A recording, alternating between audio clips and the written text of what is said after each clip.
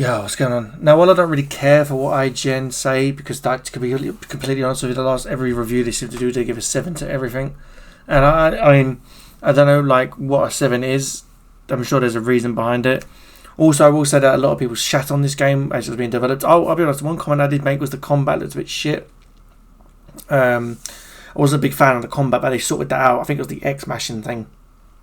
Other than that, I felt I was in good spirits. I felt like, I was looking forward to it, but everyone was like, it's going to be terrible. Just crying, always crying. But at the end of the day, like, the game was so like early teased, and some of the stuff we saw was so early. But they do that because they want you to like give feedback, but positive feedback, not like, oh, this is how the game's going to look. We moaned about the X pressing, they got rid of it.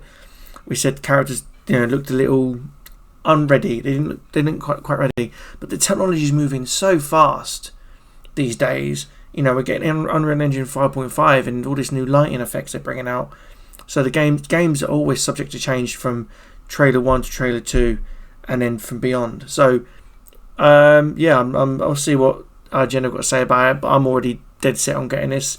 I've still got my key mailer request in for an early copy, so I'm really hoping that drops at some point, because it'd be great to get my hands on this and give it a go. Love to play it through fully, and give my honest take on it. But let's have a look at this review, and let's go. Welcome back to Silent Hill. Kind of lost. Lost? Yeah, I'm looking for Silent Hill. After a string of Resident Evil remakes, the resurrection of Dead Space, and even genre granddaddy Alone in the Dark stepping back into the spotlight earlier this year, it feels long overdue that seminal survival horror classic Silent Hill 2 should emerge from the fog and be given a modern makeover. Hey, wait. Enter Bloober Team, the psychological horror specialists best known for Layers of Fear and Observer, who've been given the task of taking the morbid masterpiece from the PlayStation 2 era and making the fetid flesh of its many demonic ghouls seem fresh. As a big fan of the original, I'm happy to report that this resulting Silent Hill 2 remake is an exceptionally grim and grimy horrorscape that's consistently compelling to explore, packed with new puzzles and beefed up boss encounters, and enhanced with modernised combat that made my return to the small town of Silent Hill a regularly violent thrill.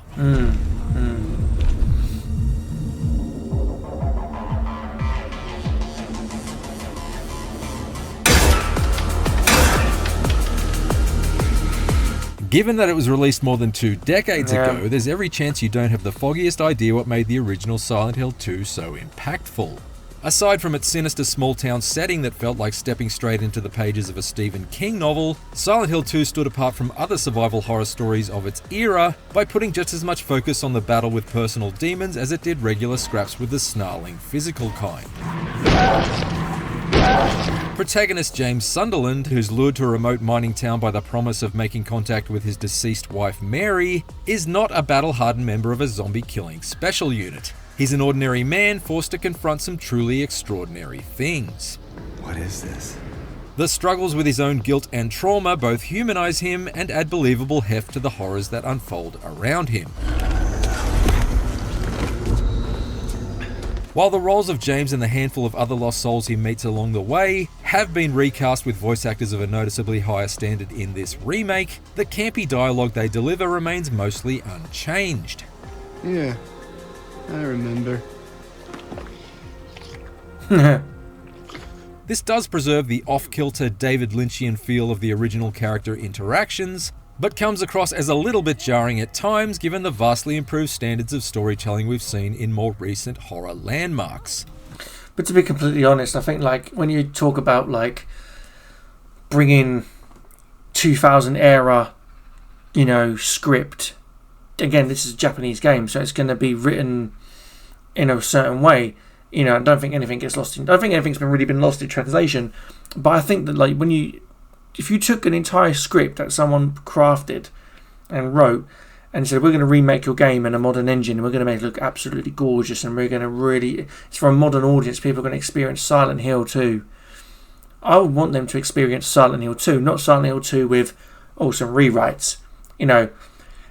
That's not what, it's just, I don't want to go into a tangent, but the same with Metal Gear Solid 3. I don't want them to make Metal Gear Solid 3 again and have a completely new script. I want it to be the same script. I want to be watching it and going, oh, I can't wait for that bit.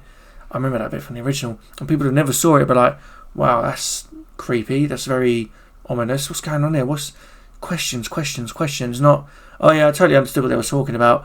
That dialogue was so coherent and, together that I can completely understand everything they said. That's not what Silent Hill 2 was. Don't change the script. Don't change anything. And I'm glad they did that. So I'm fully behind that. So yeah, fantastic. What's a big dum-dum like you doing here anyway?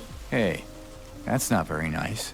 I was no less entertained by Silent Hill 2's quirky characters this time around, even if I never became emotionally invested in their plights to the same extent I did with the supporting casts in The Last of Us or even Alan Wake 2. Regardless, I found the mystery surrounding the fate of Mary was still more than intriguing enough to drag me through the darkest depths of Silent Hill 2's different time, story. different concepts. So many years. It's over 20 plus years. Core storytelling is going to be a lot better in games than it was. The difference in look and feel between this Silent Hill 2 remake and the 2001 original is night and day. Or perhaps that should be nightmare and daydream, given the surreal nature of its small town's continually altering state. The streets are blanketed by believably heavy fog and rich with detail, right down to the missing persons posters taped to telephone poles that flutter in the breeze. Looks fantastic. Looks gorgeous. Dimly lit dwellings are overrun with discernible signs of decay, and drywall and cinder blocks splinter off in shards from startling shockwaves felt in hurried hallway chase scenes. Yeah, I remember that. Yeah, wow. Yeah, that's really Hordes good. of cockroaches startle and scatter in the beam of your flashlight as you make your way down each putrid path that winds you through an increasingly hellish otherworld. Silent Hill 2's festering environment is at once both off-putting and alluring, like a scab you can't stop picking. Nice. The enemies too have been dressed up in far more disturbing and disgusting designs. The most common type, the lying figure, which appears to have its arms wrapped up in a straitjacket made of its own skin, seems slick with a decidedly icky sheen and more smoothly shifts from two-legged stagger to riding prone along the ground in preparation for a surprise attack. Yeah, good. There's also the twitchy bubblehead nurses introduced during the Brookhaven Hospital section, who now come in both pipe and knife-toting forms. Yeah, very nice. And of course, Pyramid Head, whose sharply pointed skull once again brings a more literal meaning to the term apex predator. This lumbering death dealer remains one of the most terrifying presences in the horror genre, only now he seems somehow even more sinister thanks to extra details, like the realistic rust on his jagged head and the ghastly inky goop that coats his powerful frame. He looks fun. I missed it, but he looks so good. Let's have a look at that again. Just a little bit. Realistic rust on his jagged head and the ghastly inky goop that coats his power. Yeah, I mean, like, if you're gonna remake a game, you remake an enemy, you make him look good. Like you build him back from the ground up, and you add the detail they could never do. And it's iconic even today. Like, and the question, and again, it's questions. Why has he got that on his head? What is Pyramid Head? Who is Pyramid Head? And a great, obviously not going to say anything, but a great Silent Hill fan could, dissect that for you. And playing this game, you're always going to have questions like, what does this mean? It's there. It's right there for you. It's so well done. Full frame. The music as well. Of course, that's when you can actually see the enhanced enemies and environments around you, since Silent Hill 2 is also oppressively dark for significantly long periods at a time. James's chest-mounted flashlight has a shorter throw than Mr. Burns. Get a snootful of this gas bomb. Meaning it's regularly the case that you can only see a few feet in front of his nose. Good. Testing your television's black levels, tightening the unrelenting sense of claustrophobia. Good. And leaving you vulnerable to ambushes from the creepy mannequin enemies that stand eerily still in the corners of rooms. Good. Like their floor lamps purchased from Hell's Home Depot. Good. It's during these moments when your peripheral vision shrinks down to a pinhole that Silent Hill 2's incredibly unsettling audio design really comes to the fore. The signature radio static hisses that intensify around imminent dangers. Brilliant. The shrieks in the distance and whispers that are uncomfortably close. Good. And the accompanying discordant drones maintain an ongoing and ominous sense of dread. Stalking through And that is how you do a horror game, ladies and gentlemen. That is how you do a horror game, and they had the formula so right in 2000, and you're bringing it back to 2024. That's how you do it, and they've you know, and they're always trying to recreate that magic. I think they probably hit the tone with Alan Wake, I guess. Like, and, you know, and I think Evil Within did a good job, I think, but it's just something about that this style of psychological horror that really sets itself apart. And you can see why they did Silent Hill 2 first, because it was like content rich and full of, you know, just juicy moments that you could really like pour over. And I really hope they do Silent Hill 1, because Silent Hill 1 is magical. It is a magical game. And with a fresh coat of paint and it looking as good as this, I think Bloober Team have done a real good job here. So yeah, I hope they take Silent Hill 1 on and then do Silent Hill 3 last, because Silent Hill 1 I think is more has more iconism to it than Silent Hill 3 did, I think, to be honest with you. But yeah, definitely. Silent Hill 2 left my nerves more shredded than a guitar solo played by a shirtless Hugh Jackman.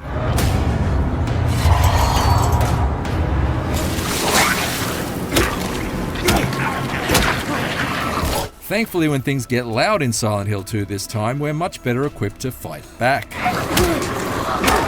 Gone is the stiff, auto-targeted shooting and cumbersome pause menu-based weapon swapping of the original. Silent Hill 2's combat feels much more like what you'd expect from a survival horror adventure post-Resident Evil 4.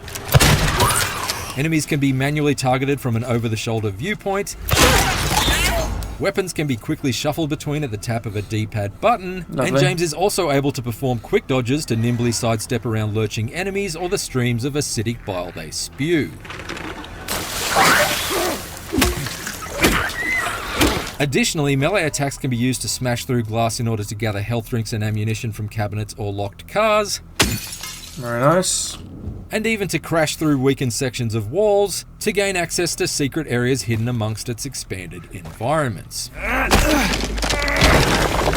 Very That nice. said, although Silent Hill 2 gives you far more control over each shot fired, it remains staunchly true to the original in terms of its noticeably limited arsenal of weapons. Yeah, it's really James nice. is an underpowered everyman by design, after all. Variety is the spice of There are life. 2 types of melee weapons plus a handgun, shotgun, and rifle, and that's your lot. There are no weapon upgrades or mods to expand the capabilities of your arsenal further, and ultimately I didn't particularly favour one weapon over the other. I pretty much just switched to whichever gun I had the most ammo for at any one time. That's the way it should be, I think, like, you know, Actually, that's not entirely true. According to the story completion stats page, I did prefer one weapon more than most: the lead pipe. Partly since ammo was so scarce, but mainly because it just feels amazingly satisfying to relieve Silent Hill 2's near constant tension by clubbing a hellborn beast to the ground and continuing to pound their slimy skulls the in way it comes until out their the car venom is so sense good. expired.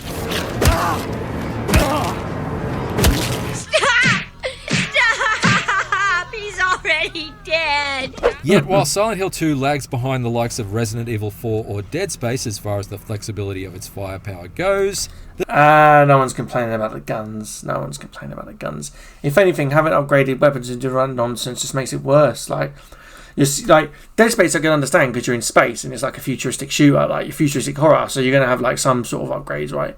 But Resident Evil 8, just I don't know, man. Like, you didn't upgrade weapons in 1, 2, and 3. 4 did it because you had the merchant. And you could, like, you know, it was a new system and they just carried it over, carried it over, and then it just stayed. It's like, but it's that idea of like picking up, yeah, let's say you had X amount of ammo for one gun and X more ammo for another, but that one was the weaker one. You're going to want to reserve ammunition. You're not going to I'll just upgrade it, it's fine. You know, it's going to be stronger now. You know, you literally just use the Magnum because it's a one shot for most things in Resident Evil. You know, it's just the strongest gun other than a rocket launcher, you know, so I'm happy with like guns all being of sort of similar power or close to enough power. One's more close range, you do massive damage. Rifle, further away you are, and you know the pistol is just kind of just to finish them off if you don't want to keep using rifle, shotgun ammo, and a lead pipe and wooden planks. You know, if you're good at dodging, you can take them on. Let's go. So it's that variety. You know, keeping that kind of, it's like a battle to keep alive. It's great. the developers have thrown a few new enemy types into the mix to keep the combat consistently engaging despite its relative mechanical simplicity. When I first entered the Toluca prison section in the story's second half, only to find a freaky new breed of mannequin that could scramble up and down walls and along the ceiling like a spider Really made nice. of discarded Really, doll parts, really nice. I couldn't hit the new 180-degree turn button fast enough. Nope. Nope. However, once I'd composed myself, I set about trying to pick them off from afar with my rifle as they shuffled in and out of the shadows above, which gave Silent Hill 2's combat a challenging new edge. Yeah. Where the overhauled combat really shines, however, is in the boss battles. Some fights, like the first encounter with the iconic Pyramid Head, play out largely the same way they did before. They just feel more muscular and menacing thanks to the immediacy of the over-the-shoulder viewpoint and the vastly more detailed visuals. However, other action sequences have been enhanced to far more comprehensive degrees. Without spoiling too much, there's one particular late-game fight in the original Silent Hill 2 that amounted to little more than an attritional head-to-head standoff, but here it's been reworked into an intense game of cat and mouse amidst the frigid air and dangling carcasses inside a meat locker. Effectively transforming one of the story's weakest boss fights into one of its very best. Yeah, really Similarly, nice. Wow. many of the original game's puzzles have been preserved here. Whether it's the eccentric point-and-click adventure kind, like using a specific tool in order to retrieve an item from an apartment suite garbage chute, or the more ingenious form, like swiveling an ornate box on its axis, in order to manipulate the towering MC Escher-inspired room of impossible staircases inside a late-game labyrinth. Meanwhile, other brain teasers like this coin puzzle early on have been given additional steps to complete, which prevented their solutions from ever becoming too predictable as someone who played the original all those years ago. With the exception of some obligatory valve turning here and there, puzzle types are largely unique and consistently stimulating, and there are plenty of them to solve. However, some of the simpler puzzles have been expanded upon a touch too much. Take one early obstacle in the original that effectively required you to solve a fairly straightforward riddle in order to wind a grandfather clock to a specific time. In this remake, I had to undergo a sequence of multi-part treasure hunts to gather up each of the 3 hands for the clock face, fending off enemy hordes and completing additional puzzles along the way, which ultimately meant that close to an hour of my playthrough was spent simply attempting to make the clock chime and unlock the way forward. Nice. This is just one example of a number of instances where the new Silent Hill 2 bogs down slightly in terms of story progression, and I have to admit that as I jump through yet another elaborate series of hoops, just trying to get my hands on the key to a locked door in the Woodside apartments, I did catch myself wishing the owner had simply left a spare under their welcome mat.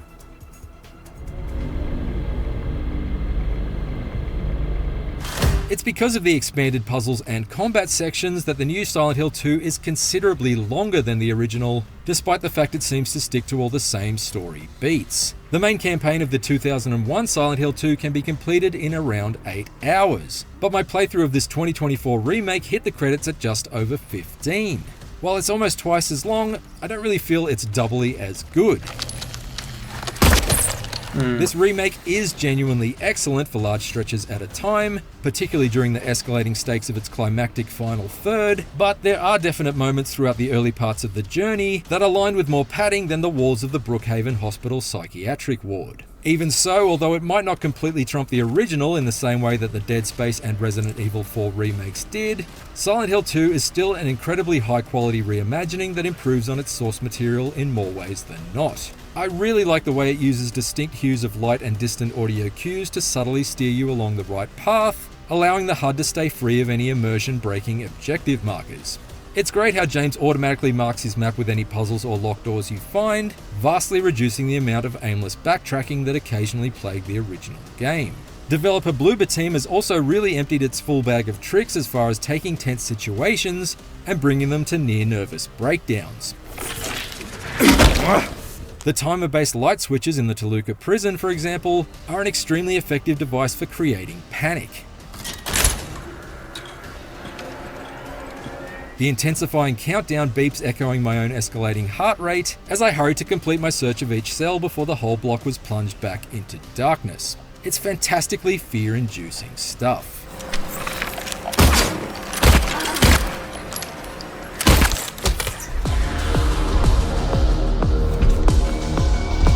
I think maybe thinking about all that being said there, I think maybe just you're gonna take an opportunity to kind of expand on puzzles a bit more, because maybe it was just a puzzle, you know. But then there's reason to just explore a little bit more, maybe.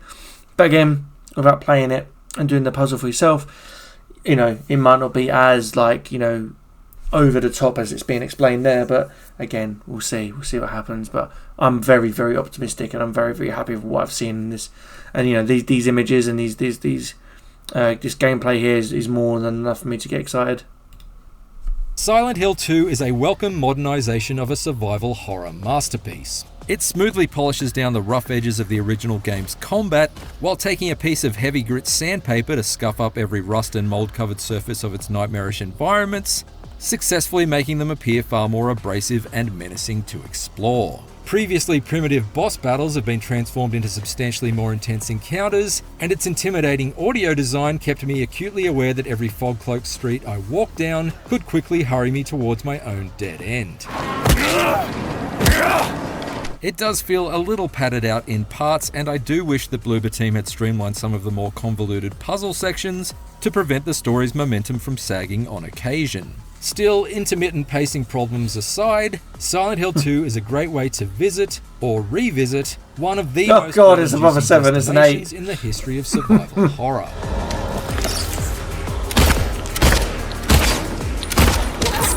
For more reviews of survival horror remakes, check. Yeah, cool. I'm happy. I mean, to be honest, I don't take much away from IGN reviews anymore. Like, I thought it was going to be a 7 again, but it went to 8. I was like, oh, okay, so we're just changing it now. We're just going to give it an 8 instead of a 7, like everything else. But yeah, cool. I mean, other than his issue with the puzzles, you know, which is like a classic horror trope. Most horror games back then were puzzle heavy. He was seen pretty positive on it. And to be honest, I think like people, I don't know why people would psych themselves up to be anything less than. I'm really excited, and I really hope I get my Keymailer code so I can get on it. But yeah, no, great, good review. I know everything I wanted to hear, and yeah, I'm very excited. So yeah, I hope you're excited too. Let me know what you think about Silent Hill 2. Let me know if you're excited for it. Let me know what's going on, and if you're going to be playing it day 1, day 10, or you're going to watch somebody else play it. Anyway, nice one.